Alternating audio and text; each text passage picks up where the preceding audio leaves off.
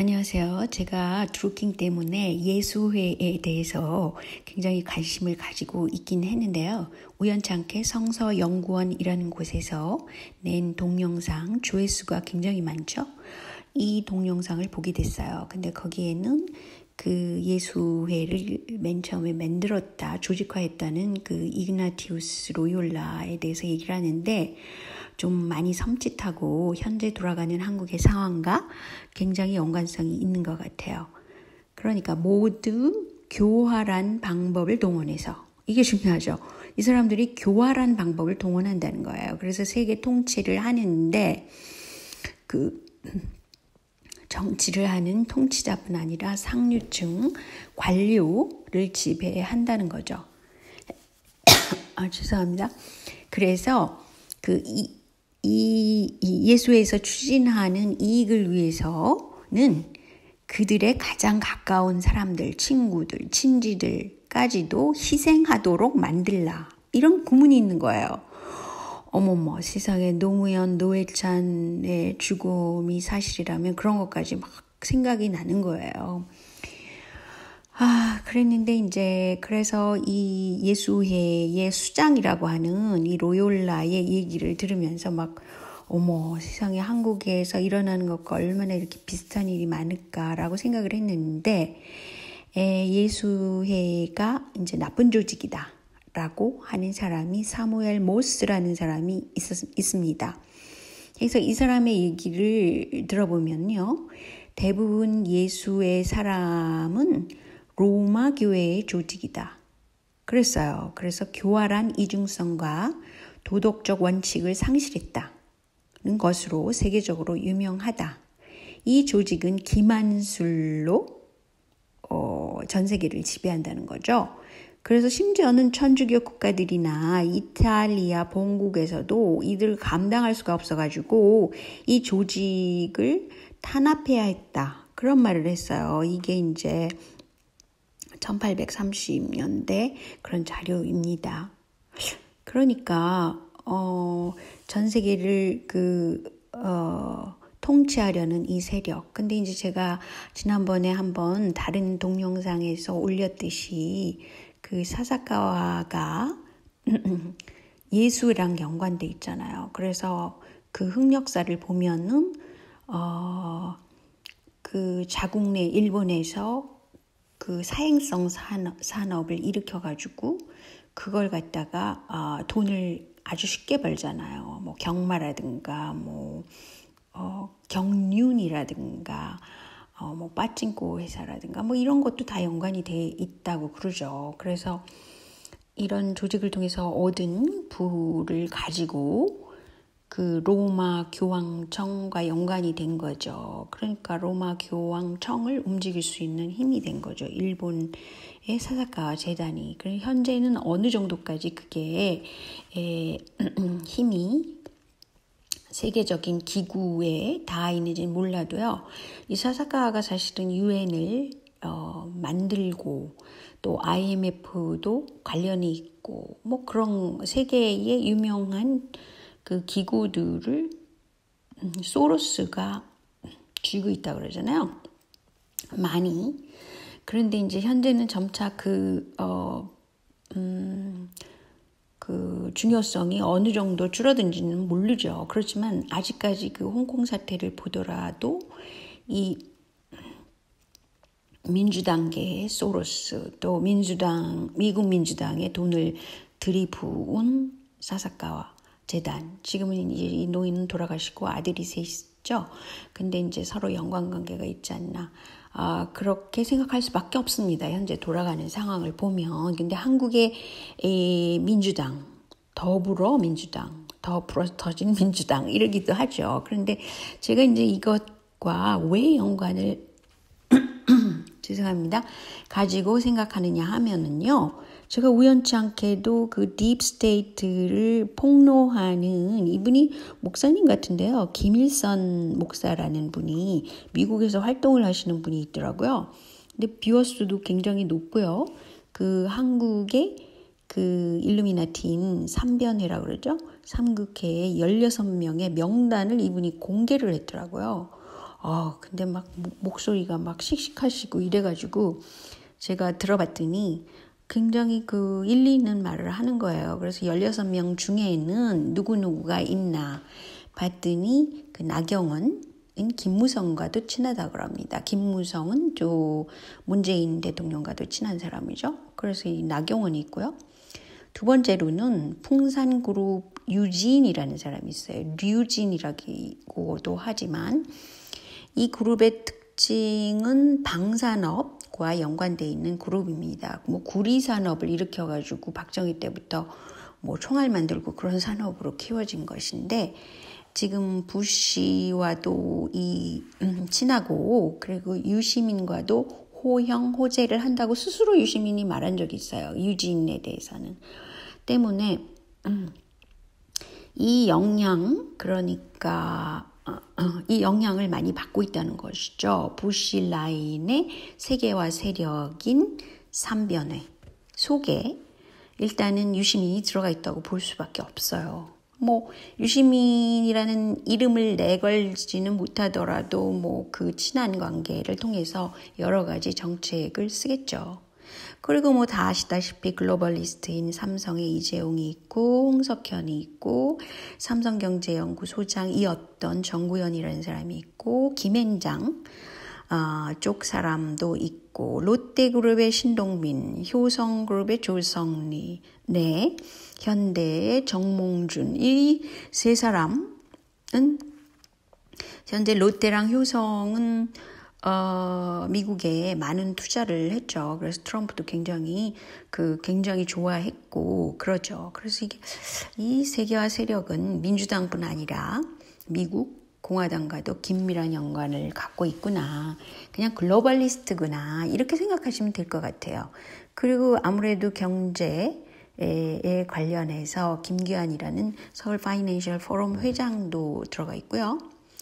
그리고 중요한 것은 주미대사랑 영국 대사였던 사람들이 한 명씩 들어가 있고요. 전 국무총리였기도 하죠. 이홍구라는 사람. 그리고 나서 행정학과인데 성균관대가 삼성과 연관되어 있는 사람이잖아요. 근데 이제 행정학 교수가 이숙종이라는 사람이 들어가 있고요. 그 다음에 서울대 교수로 통상교섭 관련한 전문가가 교수로서 들어가 있고요. 정외과 교수가 들어가 있고 또 하나는 KBS처럼 대외 한국을 알리는 그런 아리랑 TV의 전 사장도 들어가 있다고 합니다. 근데 여기서 놀랍게도 행정학과가 왜 들어갔을까? 뭐 다른 거 있죠. 통상교섭이라든지 정외과라든지 뭐 이런 거는 이해가 되지만 아니 왜 굳이 행정학과가 들어가 있을까? 성균관대에 그렇게 생각해 보시면 심지어는 여러분이 이런 걸 상상을 하시면 됩니다. 한 나라의 체제를 바꾸는데 유시민이 그랬죠. 뭐 미국의 또 하나의 주로서 뭐 가는 게 자기가 일종의 지향점이다라고까지 발언한 게 유시민이에요. 그런데 그 나라, 그러니까 한국의 제도를 바꾸는 데 있어서 우편 번호를 갑자기 한국이 바뀌었어요. 그래가지고 과거에 쓰던 이게 아니라요. 번호가 5개든가 그래가지고 아무튼 그 행정 체제를 점차로 바꿔가는 겁니다. 물론 이것은 뭐 소포를 받아야 되고 온라인으로 뭐 국제적으로 받아야 되고 그럴 때 굉장히 배달이 쉽도록 그렇게 했을 거라고 생각됩니다. 그래서 어쨌든 우편번호 바꾸는 일까지 행정학과가 들어가 있다는 거예요. 세계화에서는. 이해가 가시겠죠? 그런데 이제 세계화 세력의 선봉장은 유시민과 심상정이라고 볼 수 있어요. 뭐 특별히 제가 전에도 말씀드렸지만 일산의 유명한 호수공원을 제가 우연히 갔더니 거기에 굉장히 세계화 세력이 추진하는 갖가지 형상들도 볼 수가 있었더라고요. 그리고 중요한 거는 선관위라는 것이 뭐 그렇게 큰 건물을 가져야 되는지 모르겠더라고요. 우연찮게도 제가 일산에서 선관위의 빌딩을 보게 됐는데 와, 다른 나라에서 있지 않은 그런 일들이 벌어지고 있구나 그렇게 생각한 적이 있습니다. 근데 이제 심상정이나 유시민이 추구하는, 그러니까 정의당 쪽에서 추구하는 것들은 이미 알려져 있듯이 소로스가 추구하는 것과 완전히 일치하잖아요. 이민, 난민을 받아들이게 한다든지 여성 중시를 해가지고 뭐 페미니즘을 밀어붙인다든지, 또는 그 군인의 그 인권을 중시하는 거. 여기는 소로스가 이제 돈까지 많이 됐다고 그러죠. 근데 이제 중요한 것은 동성애에 대해서 합법화하는 것을 조국을 통해서 그걸 추진하려고 했었죠. 많은 작업화가 돼 있다고 생각합니다. 근데 사실은요, 그 여성의 페미니즘을 가지고 뉴질랜드를 자꾸 들어가지고 뭐 뉴질랜드가 굉장히 선진국의 모델인 것처럼 말하잖아요. 근데 일단 뉴질랜드라는 나라를 보니까요, 주요 수출 품목이 한국과는 전혀 달라요. 양털하고 고기 정도 파는 나라입니다. 근데 인구 수를 보면은요, 470만, 한국은 5,100만.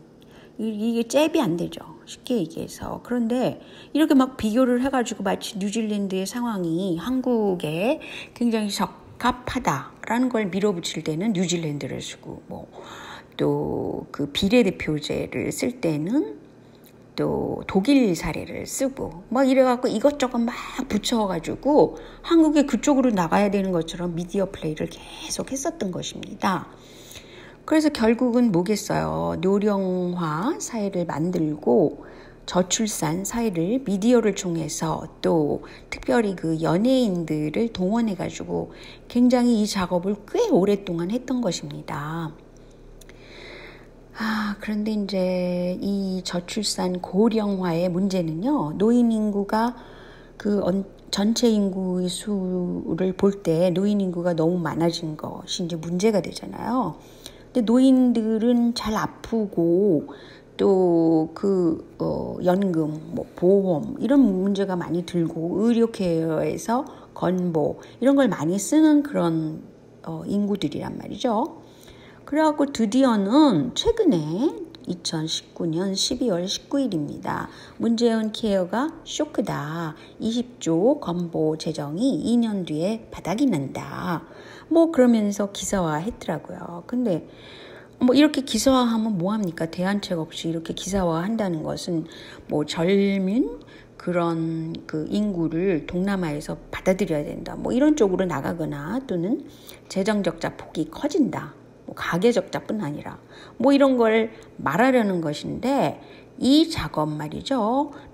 문재인 케어의 문제는 저출산 고령화 정책을 추진해온 세력, 이건 박근혜 때도 마찬가지죠. 고령자들을 해외에서 막 유입시켰잖아요. 투표할 수 있는 그런 인구를 만들기 위해서 아마 그랬다고 저는 그때는 생각했는데, 이것이 세계화 세력이라는 거예요. 박근혜도 마찬가지로. 그래서 노무현, 또 이명박, 박근혜, 또 문재인 이렇게 연결되는 그런 그런 정치인의 정책이 굉장히 일치되는 바가 많다는 거죠. 그래서 일단은 문재인 케어가 쇼크가 나서 재정 적자가 나온다. 그러니까 어떻게 할 수 없지. 의료 민영화를 해야 돼. 이런 쪽으로 가려고 그러는 거예요.